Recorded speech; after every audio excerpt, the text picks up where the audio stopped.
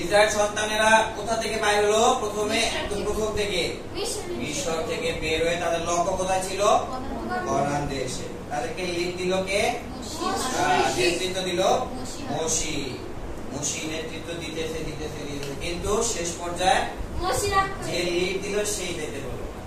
কোথায় যেতে পারলো না? ওই দূরে দেখা যাচ্ছে কনান দেশ, কিন্তু মোশি এই যে এই পাশে বসে আছে আর ওই নদীর ওই পাশে যেতে পারে কনান, এরকম এই পার ওই পার ব্যাপার। কিন্তু মোশি কি করতেছে? আসলে যেতে পারবে, কিন্তু তার পরিবর্তে কে যাবে?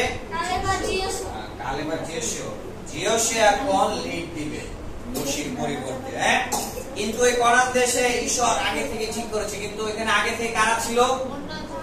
অন্য জাতি। কয়টা? 12টা না? 7টা। আচ্ছা, 7টা জাতি এখানে ছিল। হ্যাঁ, 7টা জাতি এখানে থাকার সময় এখন আমি যদি যাই, কারণ ওই জায়গায় আর অন্য লোকেরা বাস করতেছে, সাপোজ আমাকে সুন্দরভাবে থাকতে দিবে না? আমাকেও থাকতে দিবে, ওরকম ব্যাপার। কিন্তু তাদের অবস্থা কেমন ছিল? ওই কনানীয় লোকদের অবস্থা, তারা দেখতে একটা পিঁপড়ার মতো ছিল, তাই না? প্রজাপতি একটা অনেক বড় হয়েছিল, পুরো বলবান বীরের মতো, মানে মানুষের একটা আমার ডাবল এরকম অবস্থা, শক্তিশালী জায়ান্টের মতো অবস্থা তাদেরকে দেখতে, এবং খুব ভয় লাগে তাদেরকে দেখতে। অনেকে এসে বলছে কি আমরা পারবো না, কিন্তু এখানে দুইজন বললো কি না, এগুলো কিছুই না, এগুলা ফড়িংয়ের মতো, মশার মতো, এগুলো কিছুই না। তো ঈশ্বর কি বললো? এখন তোমাদেরকে আমি ব্যবহার করবো। কাকে ঈশ্বর ব্যবহার করতে চাইলেন? জিওশকে বলেন কি? সদাপ্রভু জিওশকে বলেন, দেখো আমি জিরিয় এর রাজা ও বলবান বীর সকলকে তোমার হাতে তুলে দেব। কাকে কাকে? রাজাকে এবং বলবান বীর। তার মানে ওইখানে রাজাও আছে এবং বলবান বীরও আছে, যারা ওদের থেকে শক্তিশালী। কিন্তু ঈশ্বর কি প্রতিশ্রুতি বা কি বলতেছে? আমি ওদেরকে তুলে দেবো, তুমি জিওশে কোনো ভয় পেও না। ও যে এলাকায় যখন যাবে, কনানীয় দেশে ধাপে ধাপে মানে এলাকা আছে। প্রথমে একটা এলাকা, তারপর আরেকটা এলাকা, মানে জাতিরা থাকে এখানে। প্রথমে যারা ছিল তাদের নাম কি ছিল? ওই জিরিয় বংশ বা জিরিয় এলাকা। ওই জিরিয় এলাকাকে এখন আঘাত করবে। কারা আঘাত করবে? ইসরায়েলের লোকরা। কিন্তু জিরিয় নগরের অবস্থা কেমন ছিল? খুব একেবারে কঠিন ছিল, কারণ জিরিয় এলাকাটা পুরোটা ঘেরাও ছিল দেয়াল বুঝি, দেয়ালের মধ্যে, যেমন আমাদের এখানে বাউন্ডারি আছে না, বাউন্ডারি দিয়ে পুরা জিরিয় নগর ঘেরাও করা ছিল। ওই সময় আসলে পাথরের তারা ব্যবহার করতো, আমাদের মতো ইট সিমেন্টের ব্যবহার করতো না। তো অনেক শক্তিশালী পর্বত, মানে শক্তিশালী ওই দেয়াল যেটাকে বলা হয়, কিন্তু বাইবেলের ভাষায় বলা হয় প্রাচীর। হ্যাঁ, ওই প্রাচীর ছিল।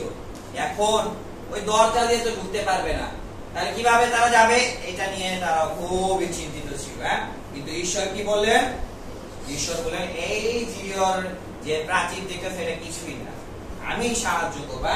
আর সেখানে লেখা আছে, তোমরা সমস্ত যোদ্ধারা মিলে ওই নগর বেষ্টন করে একবার প্রদক্ষিণ করবে। দেখা যায় ওই দেয়াল, হ্যাঁ, পাশ দিয়ে একবার প্রাচীর ঘেরাও করা, এবং মাঝখানে হচ্ছে জিরিয় নগর, এবং পাশ দিয়ে দেয়ালটা খুবই শক্তিশালী।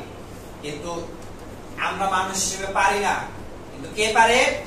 ঈশ্বর পারে। কিন্তু যখন আমি ঈশ্বরের বাধ্য হই, তখন সেইটা আমার ক্ষেত্রে ভালো, তখন ঈশ্বর সাহায্য করতে চায়, ঈশ্বর তিনি সাহায্য বাস্তবিক করেন। ঈশ্বর তাদেরকে কি আদেশ দিলেন? প্রথমে বললেন কি, তোমরা সমস্ত যোদ্ধারা মিলে ওই এলাকা কি করবে? একবার প্রদক্ষিণ করবে। প্রদক্ষিণ মানে হচ্ছে ঘুরবে, এরকম 6 দিন করবে, অর্থাৎ 6 দিন একবার করে ঘুরবে। সবাই ইসরায়েল লোকেরা, ইসরায়েল বংশের যারা যারা ছিল, সবাই কি করবে? ওই দেয়ালের পাশ দিয়ে শুধু ঘুরবে, মারবেও না, কাটবেও না, শুধু ঘুরবে। এবং পরে কি লেখা? আর 7 জন পুরোহিত সিন্ধুকের অগ্রভাগে মহাশব্দকারী 7 তুরি বহন করবে, অর্থাৎ ওই 7 জন পুরোহিতরাও থাকবে। তারা কি করে? তুরি হচ্ছে বাঁশির মতো, শিঙ্গা বলা হয়, কোন শিং দিয়ে সেটা ব্যবহার করা হয়, বড় শব্দ হয়। এবং পরে কি হবে? পরে 7ম দিনে তোমরা 7 বার নগর প্রদক্ষিণ করবে ও পুরোহিতরা তুরি বাজাবে। অর্থাৎ 6 দিন শেষ হয়ে গেলে 7 দিন কি করবে? ওই যে জিরিয়নগর এলাকাটা আছে বাহির দিয়ে ওই দেয়ালের পাশ দিয়ে কয়বার ঘুরবে? 7 বার ঘুরবে। আর কি করবে? কুড়ি বাজাবে। আর তারা উচ্চ স্বরে মহাশব্দকারী সিংহা বাজালে তোমরা যখন সেই তুলি ধ্বনি শুনবে তখন সমস্ত লোক অতি উচ্চ স্বরে সিংহনাদ করবে। সিংহনাদ মানে হচ্ছে একসাথে সবাই চিৎকার করা, অর্থাৎ পুরোহিতরা তুলির ধ্বনি বাজাবে, সাউন্ড করবে, ওইটা শুনলে সবাই একসাথে চিৎকার করবে। তখন কি হবে? তাতে নগরের প্রাচীর স্বস্থানে পড়ে যাবে, অর্থাৎ যে দেয়াল আছে ওটাকে আঘাত করতে হবে না বা ভাঙা লাগবে না। যেমন বুলডোজার আছে না, যেটা দিয়ে দেয়াল ভেঙে ফেলে, বড় এরকম গোলা থাকে, ওইটা দিয়ে ওইটাও লাগবে না দেয়াল ভাঙতে, কিন্তু এমনি এমনি পড়ে যাবে এবং লোকেরা প্রত্যেকজন সামনের পথ দিয়ে উঠে যাবে। অর্থাৎ দেয়াল কে ভেঙে দিবে? ঈশ্বর, তিনি ভেঙে দিবে। কিন্তু কি শর্ত আছে, কি কন্ডিশন আছে? 6 দিন একবার করে ঘুরবে আর 7 দিনের দিন কয়বার? 12 বার, তাই না? 7 বার আছে। 7 বার ঘুরবে এবং শুধু ঘুরবে না, সাথে কি করবে? ওই তুলির ধ্বনির সাথে যখন শুনবে তখন একসাথে সবাই চিৎকার করবে। এইটা ছিল ঈশ্বরের বাক্য, এইটা ছিল ঈশ্বরের কি? আদেশ। এইটা যদি তুমি পালন করো তাহলে কি হবে? ওই যে জিরিয়ন নগর দেখতেছো, ওইটার পাশে যে শক্তিশালী প্রাচীর, ওইটা কিছুই না, ওটা ফু দিলে ভেঙে পড়ে যাবে। আমাদের জীবনেও যখন আমরাও ঈশ্বরের আদেশ যখন পালন করি তখন ওই জিরিয়র মতো দেয়ালের মতো প্রাচীরও কি হয়? ভেঙে যায়, ভেঙে যায়। কিন্তু আমরা সেটা করি পালন? দেখে আসি কি করছে ওনারা। তো তখন কি করলো? ঈশ্বরের কথা যখন তারা বাধ্য হইল, বাধ্য হওয়ার চিন্তা করলো, তাহলে ঈশ্বর কি করবে? ওই যে সাহায্য করবে কিভাবে? ওই দেয়াল এমনি এমনি ভেঙে যাবে। কিন্তু ঈশ্বর তাদের সাথে মানে এই বিষয়ের সাথে আরেকটা কন্ডিশনও সেখানে দিবে। ওই জিরিয় নগরের লোকেরা আছে, ওদেরকে কি করবে? একবারে মেরে ফেলতে হবে, মেরে ফেলতে হবে যা আছে। আর ওদেরকে কি বলা হয়েছে? যে বর্জিত দ্রব্য। বর্জিত দ্রব্য মানে বুঝি, মানে হচ্ছে সাধারণত ময়লা যেটা বা নোংরা জাতীয়, সেটা কি করে আমরা সাধারণত ফেলে দেই বা পুড়িয়ে ফেলি। এরকম বর্জিত দ্রব্য কি করবে? ওই যে ওই লোকেরা, তার মানে ওই লোকেদেরকে একেবারে তোমার কি করবে? পুড়িয়ে দিতে হয় বা তাদের জামা কাপড় একেবারে শেষ করে দেবে। কিন্তু কি রাখবে তাদের কাছ থেকে? রূপা ও সোনা এবং ব্রোঞ্জের ও লোহার সমস্ত পাত্র। তার উদ্দেশ্যে রাখবে? সদাপ্রভুর উদ্দেশ্যে পবিত্র করবে, সেসব সদাপ্রভুর ভান্ডারে যাবে। অর্থাৎ এই রূপা, স্বর্ণ বা ব্রোঞ্জ বা সিলভার জাতীয় বিষয়গুলো সেটা পুরানো যায় না বা বজ্র হিসেবে ব্যবহার করা যায় না। সেগুলো কিসের জন্য ব্যবহার করবে? ঈশ্বরের কাজের জন্য। কিন্তু আর যা আছে গরু, পশু, মানুষ সব কি করবে? একেবারে মেরে ফেলবে। কেন ঈশ্বর চাইলেন একেবারে সবগুলোকে মেরে ফেলতে বা তাদেরকে কেন বজ্র হিসেবে বলতেছে, মানে বর্জিত দ্রব্য কেন বলতেছে, আবর্জনা কেন বলতেছে? কারণ আগে থেকে ঈশ্বর তাদের বিষয় করেছে, তাদের অবস্থা কেমন ছিল এবং তারা কি করত। আর ঈশ্বর কেন এটা বলেছিল যে এটা করা যাবে না, মানে এটা করতে হবে, তাদেরকে বাঁচানো যাবে না, তাদেরকে একবারে মেরে ফেলতে হবে। সেটা লেখা আছে কোথায়? দ্বিতীয় বিবরণ তার 7 অধ্যায় 2 থেকে 4 পদ। আর তোমার ঈশ্বর সদাপ্রভু যখন তোমার হাতে তাদেরকে তুলে দেবেন, অর্থাৎ ওই যে 7টা জাতি তাদেরকে যখন তুলে দেবেন, তুমি তাদের কি করবে? আঘাত করবে, তাদেরকে মিষ্টি খাওয়াবে, আপ্যায়ন করবে, এরকম তাদের কি ডাইরেক্ট আঘাত করবে। তখন তাদেরকে নিঃশেষে বিনষ্ট করবে। নিঃশেষে মানে যা আছে বিনষ্ট করবে, তাদের সঙ্গে কোনো সন্ধি করবে না। সন্ধি মানে বুঝি এরকম চুক্তির মতো, সন্ধি করবে না এবং কি করবে না? তাদের প্রতি করুণা করবে না। ঈশ্বর সে বলতেছে কি ওই এলাকায় যারা থাকবে, মানে করান দেশে যারা থাকবে, তাদেরকে তুমি বাঁচাবে না, তাদেরকে একবার মেরে ফেলবে। আর তাদের সঙ্গে কি করবে না? বিয়ের সম্বন্ধ স্থাপন করবে না। মানে আমার ছেলে আর তোমার মেয়ে, ছোটবেলা থেকে আমরা পুতুল পুতুল খেলা এরকম অভ্যাস হতো না, আমার ছেলের কিন্তু তোর মেয়ের সাথে বিয়ে দিব, তারপরে এক পুতুলের সাথে আরেক পুতুলের বিয়ে কিন্তু পরে বিরিয়ানি রান্না হইতো, এরকম অবস্থা। এরকম অবস্থা কোনো কি বিয়ে কেউ করা যাবে না। এবং কি রাখা আছে?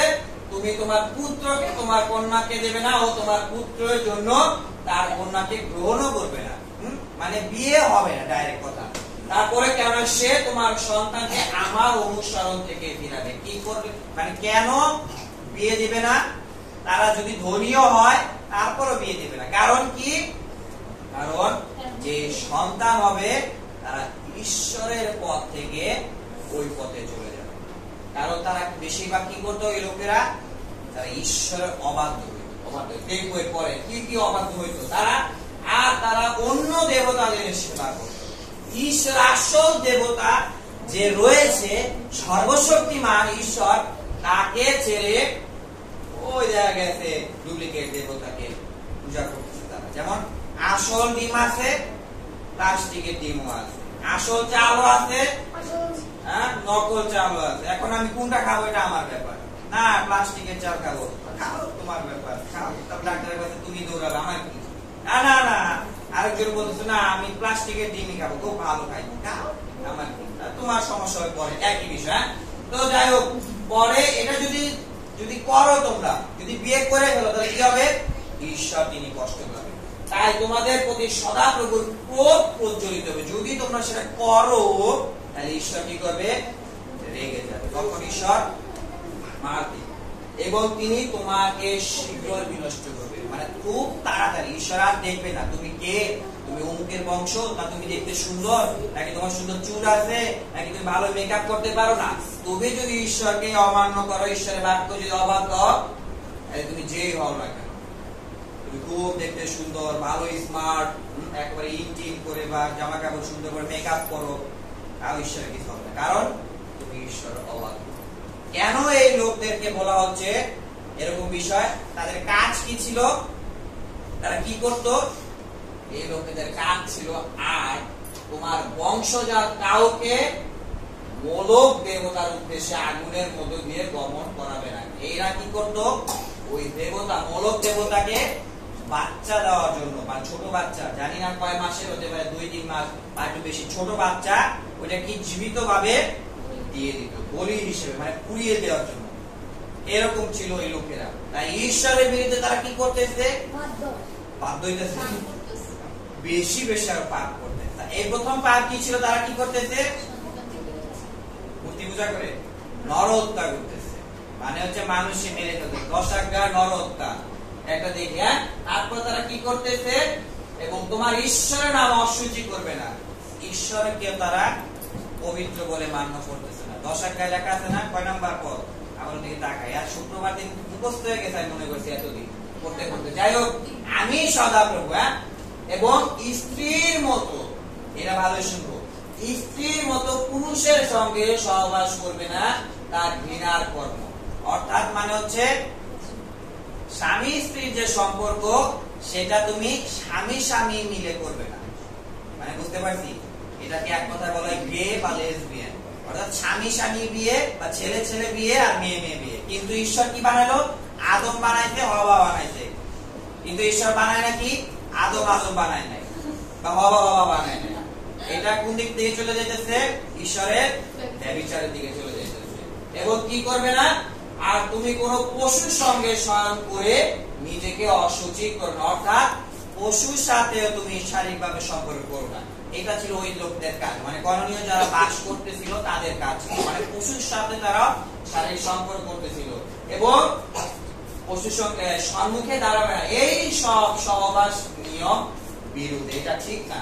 তোমরা এই সব দ্বারা নিজেদেরকে অশুচি করো না। কেন? যে যে জাতি আমি তোমাদের সম্মুখ থেকে দূর করব, তারা এই সব দ্বারা অশুচি হয়েছে। মানে তারা অলরেডি এটা করে ফেলেছে। এবং তাদের সাথে যদি আমি আমার ছেলের বিয়ে দিই, আমার মেয়ের বিয়ে দিই, তাহলে কি হবে? আমিও ওইটা করবো। দেখা গেছে আদিত্য করে ফেলো এটা, বা আরেকজন বিয়ে দিচ্ছে, ওইটাও সে করে ফেলো। এরকম ঘটনা হয়। কারণ কি? তাদের যে প্রভাব সেটা আমার মধ্যে এসে পড়ে। আমরা কি করি? যা দেখি তাই সেটা ব্যবহার করতে চাই। ও লিপস্টিক দিছে গোলাপি কালার, আমিও দিয়ে দিই গোলাপি কালার। ও কি করছে? গরিব আমাতে করছে, আমি তাই গরিব আমাতে করছি। কারণ যা দেখি তাই সেটাও করতে। উনি আজকে পড়ছে শাড়ি কালো কালার, আমি আজকে পরে দেখি, পরের দিন আমিও পরে বিয়েতে গেলে কেমন লাগে। ও সিঁদুর দিচ্ছে একটু চিকন করে, আমিও তারপরের দিন সিঁদুর দিব একটু চিকন করে দেখি।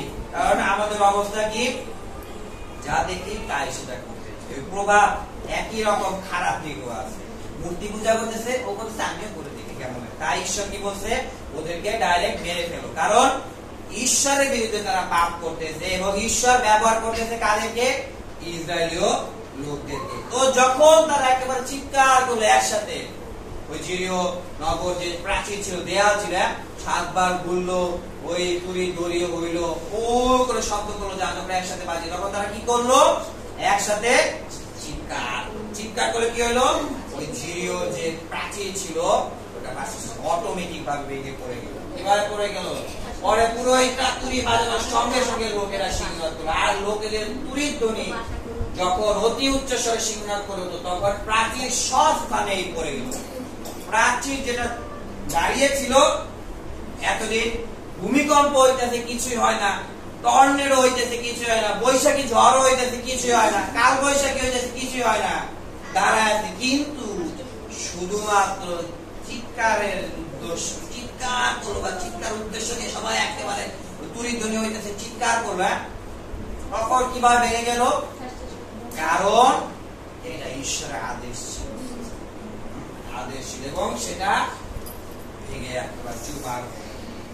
এবং পরবর্তীতে কি করলো? তারা এখানে গিয়ে সব লুট দ্রব্য, স্বর্ণ যা যা ছিল নিজে রাখলো এবং অন্যান্য দ্রব্য যেগুলো ছিল সেগুলো পুড়িয়ে ফেললো।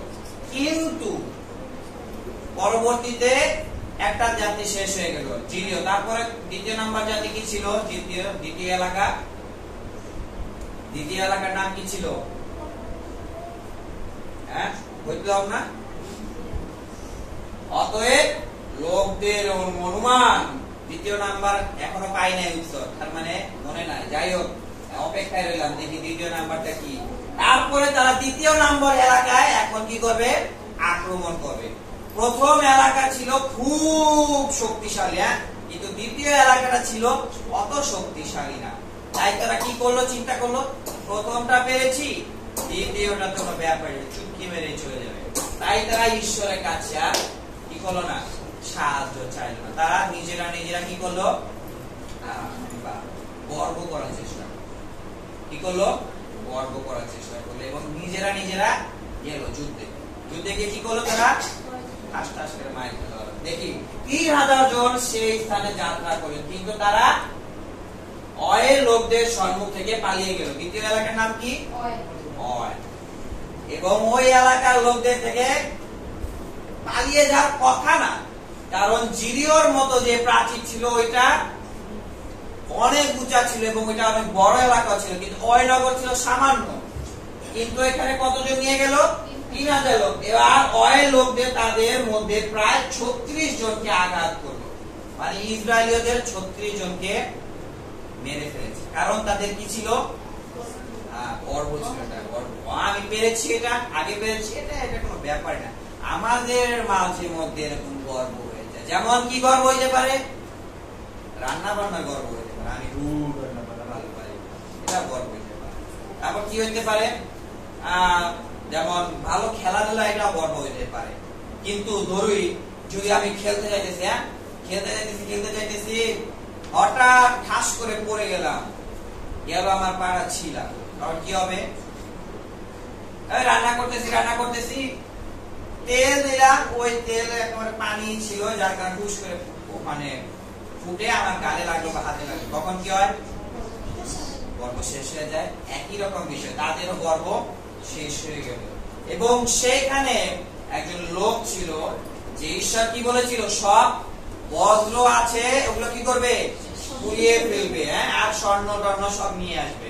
কিন্তু ওইখানে এমন একজন লোক ছিল যে সে শুনেও না শোনার ভান করল। তার নাম কি? তিনি এরকম সাধারণ ব্যক্তি ছিল। তিনি কি করলেন? এখন কিছু অংশ, কিছু স্বর্ণ নিজের পকেটে ঢুকাইল। আমাদের মধ্যে কি হয়? বাবা 10 টাকা দিয়েছে, যাও একটা কিনে আসো, ওই লেবু নিয়ে আসো, আমি 5 টাকা খাইলাম আর 5 টাকা দিয়ে একটা লেবু পচা নিয়ে আসলাম, তাহলে কেমন হলো? ওই মা বলতে কি 1 কেজি আটা নিয়ে আসো, যাও দোকান থেকে কিনে নিয়ে। আমি যা বললাম কি 700 গ্রাম আটা দেন আর 300 গ্রামের টাকা আমাকে ফেরত দিয়ে দেন, তাহলে কি হবে? মা না দেখলেও জীবন্ত ঈশ্বর, আসল ঈশ্বর তিনি চোখে দেখে আসল ঈশ্বর। ওই একই বিষয়ে আকনের ব্যাপারও ঈশ্বর দেখলো। সবাই তো আনন্দে ফুর্তিতে আছে, আমরা জিতছি, ওই কি করছি, ওই নগরে কি করলাম, এখন যুদ্ধে যাব। কিন্তু ওই জিরিয় নগর থেকে যে একজন চুরি করে নিয়ে এসেছে সেটা তো আর কেউ জানে না, কিন্তু এটা কার নজর পড়লো? ঈশ্বরের নজর পড়লো। আর ঈশ্বর কি করলো? একে ধরলো। কাকে ধরলো? এই আখনকে ধরলো। এবং এর আগেও এই যে যুদ্ধ ঘটনা ঘটে গেছে, কি ব্যাপার, ওই জিরিয়কে আমি ধ্বংস করে ফেললাম, কিন্তু এই ছোট নগর আমি পারতেছি না, কারণটা কি? এবং পরবর্তীতে তাদের অবস্থা কিছু খারাপ হয়ে গেল। তখন কি হলো? তখন ঈশ্বর যে দেখতে পেয়েছে, ঈশ্বর এখন খুব রাগান্বিত। কি রাগাচ্ছে? ওই ইসরায়েল সন্তানদের প্রতি সদাপ্রভুর ক্রোধ প্রজ্বলিত হলো, কারণ এখন ওই বর্জিত বস্তুর কিছু অংশ নিয়ে ছিল। এটা ঈশ্বর দেখতে পেয়েছে। এবং আর ঈশ্বর কি বললো? ঈশ্বর বলল ইসরায়েল পাপ করেছে, এছাড়াও তারা আমার নির্দেশ নিয়ম লঙ্ঘন করেছে। মানে পাপ করেছে, প্লাস আমি যেটা বলেছিলাম সেটা পালন করেনি। এমনকি তারা সেই বর্জিত দ্রব্যের কিছু নিয়েছে, কিছু আবার কি করেছে? চুরিও করেছে এবং প্রতারণা করেছে। তাই কি করব? তোমাদের সঙ্গে আমি থাকবো না। প্রথম যুদ্ধে ছিল কি করেছে তারা? অহংকার করেছে। প্রথম যুদ্ধে কি করলো তারা? বিজয় লাভ করেছে। কেন বিজয় লাভ করলো? ঈশ্বরের বাধ্য ছিল। কি বাধ্য ছিল? ঈশ্বর বলেছে 6 বার 6 দিন তোমরা একবার একবার করে ঘুরবে, 7 দিনের দিন 7 বার ঘুরবে এবং চিৎকার করবে, তুড়ি দুনি দিবে। সেটাই তারা করেছিল। এবং ওইখানে কি শর্ত ছিল? যে সব বস্ত্র যেগুলো আছে ওদেরকেও মেরে ফেলো, ওদের জিনিসপত্র গুলো কি বিনষ্ট করে দিল, কিন্তু স্বর্ণ বা যা যা আছে ওগুলা কার উদ্দেশ্যে? তোমার পকেটে ঢুকাবে এটা না, কিন্তু ঈশ্বরের উদ্দেশ্যে ওগুলো রাখবে। কার উদ্দেশ্যে রাখা বলছে? ঈশ্বর আমাকে ওইটা দিবে। ঈশ্বর বলছে আমাকে, আমার জন্য, বা আমার ঈশ্বরের গৃহ আছে, কিন্তু তাম্বু আছে, নিয়ম সিন্ধুক আছে, ওইখানে রাখার কথা। কিন্তু নিজেরা কি করলো? চুরি করলো। এবং দ্বিতীয় যুদ্ধে তারা হেরে গেল। তার মানে প্রথম যুদ্ধে ঈশ্বর তাদের সাথে ছিল, কারণ তারা বাধ্য ছিল। দ্বিতীয় যুদ্ধে তারা হেরে গেছে, কারণ তারা বাধ্য। আমরা মাঝে মধ্যে প্রশংসা গানেও গাই, এই যুদ্ধ সদাপ্রভু, বা এই যুদ্ধ তোমারই, এই যুদ্ধ ঈশ্বরের। কিন্তু কখন ঈশ্বরের যুদ্ধ আমার পক্ষ থেকে লড়াই করে? সব সময় না। যখন আমি ঈশ্বরের বাক্য শুনতেছি, আমি সেটা বাস্তবিক পালন করতেছি। ওই জিরিয় নগরের বিরুদ্ধে ঈশ্বর বলেছিল একটা আদেশ, সেটা তারা যখন পালন করলো, জিরিয়র শক্তিশালী প্রাচীর পর্যন্ত ভেঙে গেল। ঈশ্বর মানে ফু দিয়েছে, অথবা নিচ থেকে একবার সব মাটি সরিয়ে ফেলেছে, কিন্তু এটা ভেঙে গেছে। কিন্তু দ্বিতীয় যুদ্ধে ওই জিরিয় থেকে ওই নগর ছিল ছোট, সামান্য ছিল, কিন্তু ওইটা তারা হেরে গেল, কারণ এই যুদ্ধে ঈশ্বর ছিল না, কারণ তারা অবাধ্য হয়েছে। আমাদের জীবনেও এই যুদ্ধ কি হইতে পারে? যে কোনো বিষয় হইতে পারে। কেমন যুদ্ধ? সম্পর্কের দিক থেকে যুদ্ধ হইতে পারে, অর্থনৈতিক দিক থেকে যুদ্ধ হইতে পারে, কিংবা অসুস্থতার দিক থেকে যুদ্ধ হইতে পারে। আমি খুব অসুস্থ, এত চেষ্টা করতেছি, এতই প্রার্থনা করতেছি, কিন্তু কাজ হচ্ছে না। কারণটা কি? আমি ঈশ্বরের বাক্যের বাধ্য না। এবং ওই সময় জিওসিও তিনিও প্রার্থনা করেছিলেন, তারও কোনো উত্তর ঈশ্বর দেয় না। কারণ কি? তারা অবাধ্য হয়েছে। এবং জিওসিও কি করেছে? তখন সদাপ্রভু জিওসিওকে বললেন, তুমি উঠো, কেন তুমি অধমুখ হয়ে পড়ে আছো? উঠো। একেবারে জিওসিও মনে কষ্ট পেয়েছে, এক যুদ্ধে হেরে গেলাম, তিনি একেবারে নত হয়ে প্রার্থনা করতেছে, কিন্তু প্রার্থনার উত্তর ঈশ্বর দেয়নি। কারণ কি? তারা অবাধ্য হয়েছে। আমাদের জীবনেও কি আছে? যুদ্ধ আছে। অর্থনৈতিক বিষয় হতে পারে, আমি খুবই প্রার্থনা করতেছি, মন্ডলীতে আশা দেওয়া করতেছি, কিন্তু ঈশ্বরের বাক্যের আমি বাধ্য হচ্ছি না। তার মানে এই যুদ্ধ ঈশ্বরের। কার এই যুদ্ধ? তোমার নিজেরটা নিজে তুমি করো। কারণ কি? আমি ঈশ্বরের বাক্য শুনেছি, সে পালন করে। এখনের ব্যাপারও কি ছিল? ঈশ্বরের কথাও সে শুনেছে। তো কি শুনেছে? এই স্বর্ণ গয়না যা যা আছে সব এটা ঈশ্বরের, কিন্তু সে কি করলো? এখন নিজের পকেটে 2-3টা মনে রেখে দিচ্ছে। ওগুলার পরে কি করলো? নিজের যে তাবু ছিল বা গৃহ সিস্টেম, ওইখানে গিয়ে মাটি ঘুরে রাখলো, কিন্তু মনে করলো কি কেউ দেখবে না। কিন্তু কে দেখলো? ঈশ্বর। এবং যার দ্বারা কি হইলো? তারা হেরে যাইতেছে। সম্পর্ক দিক থেকে আমাদের মাঝে মাঝে যুদ্ধ হইতে পারে, যেমন বাবা আছে, মা আছে, তারপর কি নিজের পরিবার আছে। মাঝে মধ্যে দেখা যায় পরিবারের মধ্যে আন্ডারস্ট্যান্ডিং বা সম্পর্ক দিক থেকে ভালো না। খুব প্রার্থনা করতেছি কিন্তু ঈশ্বর কেন উত্তর দেয় না? কারণ আমি সম্পূর্ণভাবে ঈশ্বরের বাক্যের বাধ্য হইতেছি। সম্পূর্ণভাবে বলতে 100তে 100। ওইখানে ওই যে প্রথম যে যুদ্ধ ছিল, ওইখানে তারা যদি ওই একদিন করলো, দুদিন করলো, 3 দিন করলো, কি রে কাজ তো হয় না, বসে থাকি আর যাবো না, কিন্তু তাই করে নাই। তারা কি করলো? তারা 6 দিনে একবার করে ঘুরেছে এবং 7 দিনের দিন 7 বার ঘুরলো। 6 বার ঘুরে যদি বসে রাখতো, কাজ হইতো? কাজ হইলে কিছু না, দেয়া লড়েও না। ঈশ্বর বলেছে ভাঙুক আর না ভাঙুক আমি করবো। ঈশ্বরের বাক্য বলেছে কাজ হোক আর না হোক কিন্তু আমি বাধ্য হবো। এইটাই হচ্ছে প্রকৃত বিশ্বাস। কিন্তু পরবর্তী সময় কি হইলো? এই বিশ্বাস আর কাজ হলো, বাধ্যতা তার জীবনে আসলো, যার কারণে এই যুদ্ধে কে ছিল না?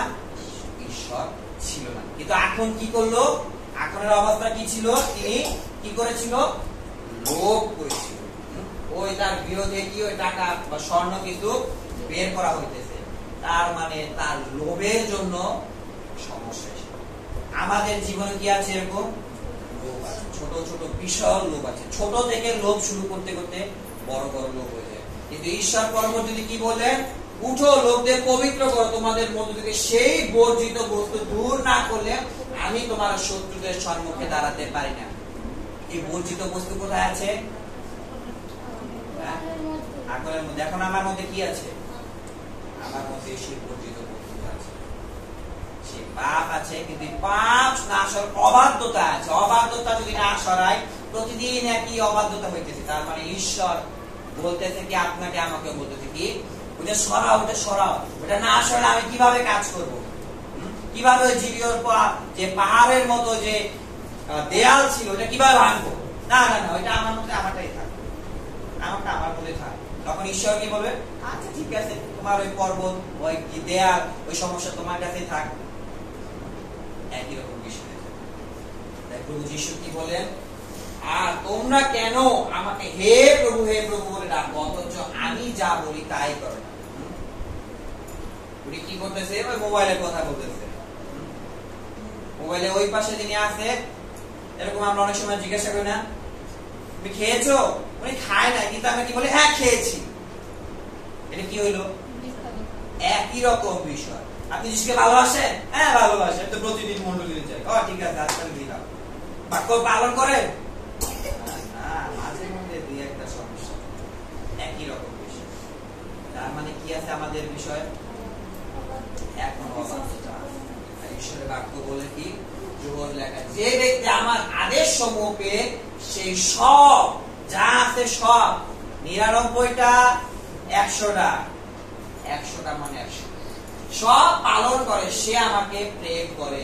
আর যে আমাকে প্রেম করে, আমার পিতা তাকে প্রেম করে এবং আমিও তাকে প্রেম করব এবং তার নিজেকে তার কাছে প্রকাশ করব। কার কাছে? ঈশ্বর আমার কাছে প্রকাশ হবে। কখন? আমি যখন পুরোপুরি সব পালন করব। তার মানে ঈশ্বর যদি আমার সাথে সম্পর্ক হয়ে যায়, জিরিওর মতো পাহাড়ও কি হয়?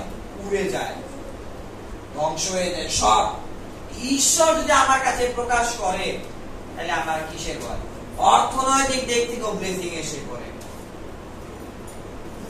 এবং কি সম্পর্ক ঠিক হয়ে যায়, অসুস্থতা যিশু নামে পালিয়ে যায়। কিন্তু কি হইতে হয়? ঠিক আছে, আমি একদিন আগে এই অবাধ্য ছিলাম বা একদিন আগে চুরি করতাম, কিন্তু যে শুনেছি কি আজকে বাক্য ওই চুরি করা যাবে না, লোভ করা যাবে না। আমি যদি কালকে আবার চুরি করি মার ব্যাগে থেকে 10 টাকা, তাহলে কি হইলো? ওই একটা কথা আছে না, জেলা ওই কদুর। একই রকম বিষয়। প্রতিদিন বাক্য শুনতেছি কিন্তু বাস্তবিক কাজ হচ্ছে না, তাইলে প্রার্থনার উত্তর আসে। আপনাদের কাছেও আজকে বলতে চাই যে এই যে যুদ্ধ ছিল, প্রথম যুদ্ধে তারা বাধ্য হয়েছে, যুদ্ধে জয় হয়েছে, চিন্তা করবেন, হ্যাঁ, আমার বিষয়, আমার জীবন আমি জানি আর কে জানে? অন্যরা না জানলে, আমার বাবা আছে, মা জানে, তারাও না জানলে, আমার বয়ফ্রেন্ড আছে, গার্লফ্রেন্ড আছে, তারাও না জানলে কে জানে? ঈশ্বর জানে। তাই আপনি বাধ্য হচ্ছেন কিনা ঈশ্বরকে সুযোগ দেন এই যুদ্ধ ঈশ্বরের করার জন্য? বাধ্য হইলে ঈশ্বরের সুযোগ ওই সমস্যাটাকে আমি দেখতেছি, তুমি এখানে বসো, ঈশ্বর বলকে আমি দেখতেছি তুমি চেয়ারে বাতাস খাও, কিন্তু না, যদি বাক্যের বাধ্য না হয় তাহলে কি হবে? ঈশ্বরই ওই চেয়ার থেকে উঠাবে আগের থেকে, ওটা তুই কর। যদি বাধ্য না আজকেও মুখ খুলে এখন আমি কোন বিষয়ে অবাধ্য হইতেছি? ঈশ্বর এই যুদ্ধ, আমার পরিবারের যুদ্ধ, আমার এই রিলেশন বা সম্পর্কের যুদ্ধ, আমার অর্থনৈতিক টাকা পয়সার যুদ্ধ, কেন আমি উত্তর পাইতেছি না? কারণ একটা, ঈশ্বরকে আমি সুযোগ দিতেছি না, কারণ আমি অবাধ্য হইতেছি। এই যুদ্ধ, অর্থনৈতিক অসুস্থতা, এই চুলকানি, সমস্ত বিষয় কেন আমার এখনো রয়েছে? কেন এই যুদ্ধে আমি বারবার হেরে যাইতেছি? কারণ এখন আমার মধ্যে অবাধ্য আছে। তাই আমরা মুখ খুলে প্রার্থনা যাই, সবাই প্রার্থনা করি। জীবন্তভাবে মা পিতা ধন্যবাদ করি। আজকে দেখতে পেলাম সে চিরিয় নগরের মধ্যে যত রকম শক্তিশালী মানুষও ছিল, পাহাড়ের মধ্যে সেই দেয়ালও ছিল, কিন্তু সেটা প্রথম পর্যায়ে ভেঙে গেল। কারণ এই যুদ্ধ ঈশ্বরের হয়েছে, কারণ ঈশ্বরের বাক্যের বাধ্য তারা ছিল। কিন্তু দ্বিতীয় পর্যায়ে যখন তারা বাধ্য ছিল না, তখন সেই যুদ্ধে আর জয় করতে পারো না। আমাদের জীবনে অনেক সমস্যা রয়েছে, অর্থনৈতিক দিক থেকে যুদ্ধ, অসুস্থতার দিক থেকে যুদ্ধ, সম্পর্কের দিক থেকে যুদ্ধ, কিন্তু এই যুদ্ধে আমি ঈশ্বরের সাহায্য চাই। কিন্তু আমার মধ্যে এখন যদি অবাধ্য থাকে তাহলে কোনোভাবে হইতে পারে না। এই যুদ্ধ ঈশ্বরের। আমরা গানে গান প্রশংসা গান গাই, এই যুদ্ধ ঈশ্বরের, এই প্রশংসা ঈশ্বরের, এই যুদ্ধ সদাপ্রভুরই, এবং আমরা জয়ী হতে চাই, কারণ এই যুদ্ধ ঈশ্বরের। কিন্তু যদি আমি প্রকৃতভাবে ঈশ্বরের বাক্যে বাধ্য না হই, তাহলে এই যুদ্ধ কোনো সময় ঈশ্বর হ্যান্ডেল করতে পারে না, কোনো সময় ঈশ্বর নিয়ন্ত্রণ করতে পারে না। আমি যতই বলি না কেন এই যুদ্ধ ঈশ্বরের বা এই যুদ্ধ সদাপ্রভুরই, কিন্তু যখন আমি প্রকৃতভাবে ঈশ্বরের বাক্যে বাধ্য হই, তখনই মাত্র ঈশ্বর কাজ করতে। তুমি আমাদের এক একজনকে পরিচালনা করো।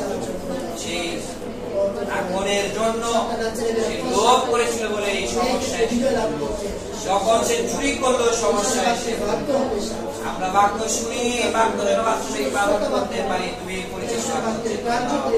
আমার সন্তান অসুস্থতা রয়েছে, আমি বাধ্য ঈশ্বরের কাছে আমি কেঁদে কেঁদে যেন বলতে পারি।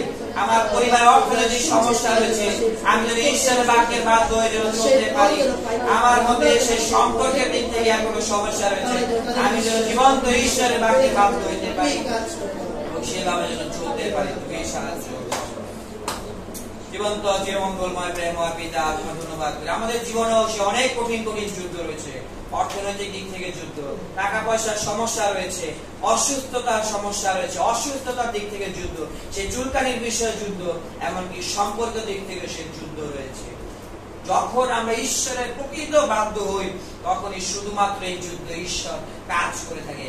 আজকে সেই চিরিয় নগর দেখলাম, প্রথমে তারা বাধ্য ছিল, চিরিয় শক্তিশালী দেশ হলেও সেই যুদ্ধে টিকে থাকতে পারেনি, কারণ ঈশ্বর সেখানে হাত দিয়েছে। কিন্তু সেই ছোট স্থান, ওই নগর, সেখানে ঈশ্বর হাত দিল না, কারণ তারা অবাধ্য ছিল। আমাদের জীবনে ছোট ছোট অবাধ্যতা আমাদের এখনো রয়েছে।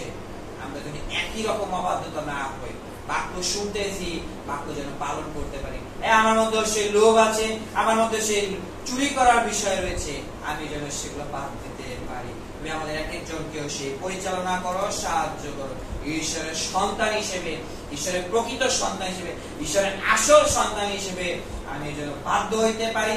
তুমি আমাদের এক একজন অন্তরেও কথা বলো, চেতনা দাও। তোমার নামে ধন্যবাদ জানাই। এই সকল প্রার্থনা প্রভু